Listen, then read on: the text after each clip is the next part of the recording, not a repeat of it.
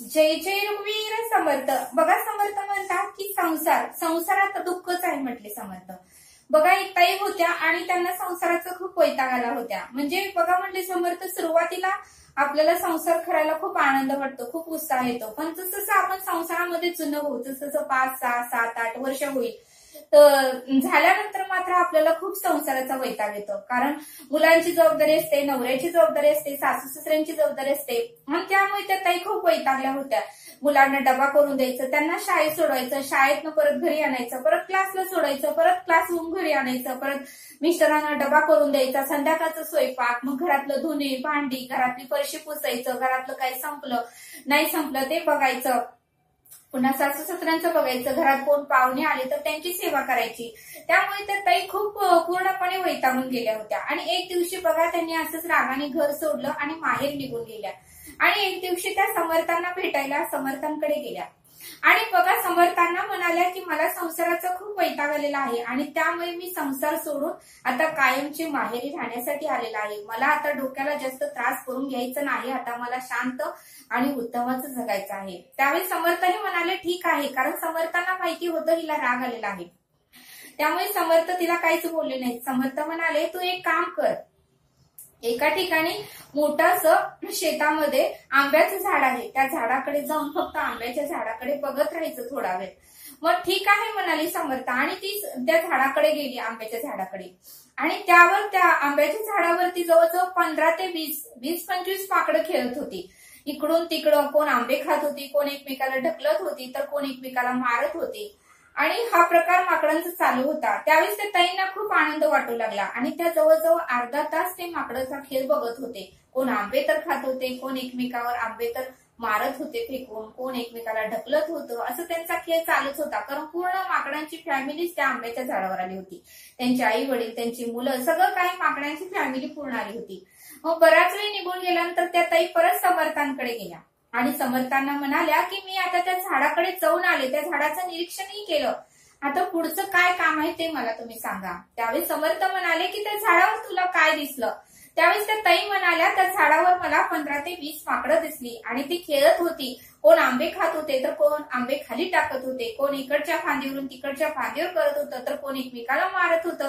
पूर्ण फॅमिली माकडांची त्या आंब्याच्या झाडावर येऊन बसली होती। त्यावेळेस समर्थ म्हणाले ठीक आहे, आता तू अधिष्ठान समोर जाऊन पाऊण तासाची उत्तमाची उपासना कर। कारण ती लहानपणापासून समर्थांची दास होती, ती निरूपण ऐकत होती आणि समर्थांनी तिला एक अट दिली की तू उपासना करताना त्या माकडांना थोडंसुद्धा मनामध्ये आणवायचं नाही किंवा आठवायचं नाही, मनामध्ये त्या माकडांचे विचार अजिबात आणायचे नाही, त्या झाडांचा विचार आणायचा नाही, ते विचार तुला आले नाही पाहिजे, अशी उत्तमाची उपासना तू कर, फक्त ही अट तुला मान्य असेल तर कर। त्यावेळेस ती म्हणाली ठीक आहे, मी अजिबात माकडांचा विचार मनामध्ये सुद्धा आणणार नाही।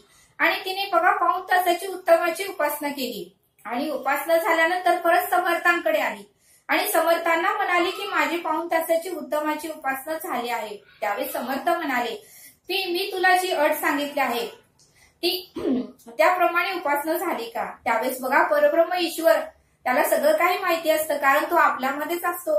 त्यावेळेस तिने म्हणाली की नाही समर्था, मला क्षमा करा, पूर्ण पाऊण तास मला ते माकडांचेच विचार आले आणि त्यांचे चित्र माझ्या डोळ्यासमोर दिसू लागलं, ते आंब्याचे झाड दिसू लागले, ते माकड आंबे खाताना दिसू लागले, ते खेळताना दिसू लागले, पूर्ण 45 मिनिटं मला त्यांचाच विचार येत होता। त्यावेळेस समर्थ म्हणाले बघ, तुला अर्धा तास झालं फक्त तर ते माकडं विसरता आले नाहीत, फक्त अर्धा तास झालं माकडं बघून तर ते तुला विसरता आले नाहीत, मग तू 30 दिवसामध्ये तुझ्या पूर्ण संसाराला कसं विसरशील, तुझ्या नवऱ्याला कसं विसरशील, तुझ्या मुलाला, तुझ्या मुलीला, सासू सासऱ्यांना कसं विसरशील आणि तुला संसाराचा वैताग आलाय असं म्हणतीस?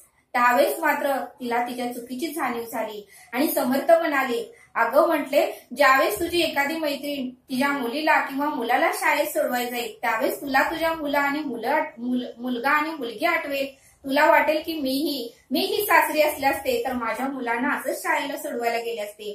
बघ एखादा दिवाळीचा सण आला, तुझ्या मैत्रिणीच्या नवऱ्याने जर तिला उत्तमाची साडी खरेदी केली आणि त्यावेळेस जर ती तुला दाखवायला आली तर तुलाही वाईट वाटेल की मी जर सासरी असले असते तर खरंच माझ्या नवऱ्याने प्रेमाने माझ्यासाठी ही साडी आणली असते।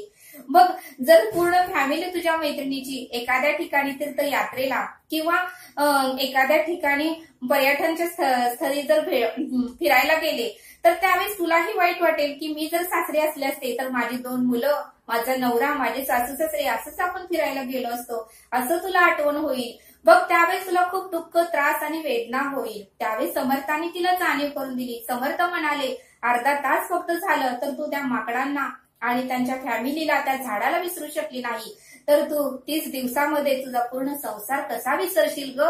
संसार कर, नामस्मरण कर, तुला मी सामर्थ्य पुरवतो, आनंदाने कर, तो उत्तमाचाच होईल. तू जर नेहमी दुःखच बघितलं संसारात तर शेवटपर्यंत तुला त्रास आणि वेदनाच होईल. प्रत्येक सणाचा तू आनंद घे, प्रत्येकाला आनंदाने प्रत्येकाची सेवा कर. बघ, तुला संसारामध्ये आनंदच भेटेल. आणि तू जर असं वैतागून येते बसली तर तुला त्या संसारात जेवढा त्रास होत होता त्याच्यापेक्षा डबल टिबल तुला माहेरी त्रास होईल.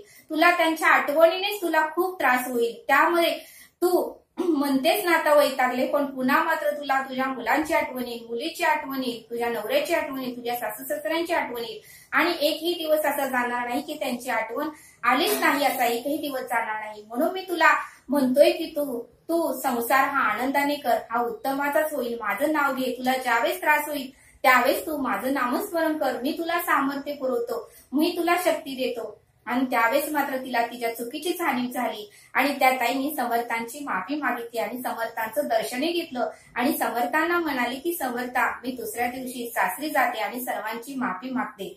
आणि बघा, ती दुसऱ्या दिवशी सासरीही निघून गेली. बघा, या बोधातून आपल्याला हे शिकायला मिळतं की आपल्याला थोड्या वेळासाठी वैताग येतो, त्रास वाटतो आणि आपण निर्णय घेतो की संसार आता सोडून द्यायचा, पण पुन्हा मात्र आपल्याला त्याचा खूप त्रास होतो. आपली मुलं, आपला नवरा, आपले सासू सासरे, पूर्ण आपल्याला संसार आठवतो. म्हणून समर्थ म्हणतात की संसाराला वैतागू नका, वैतागून प्रश्न सुटणार नाही.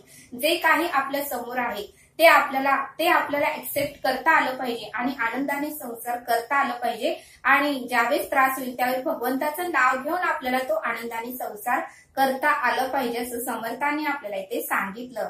तरी आता आपण इथेच थांबूया. धन्यवाद. जय सद्गुरू.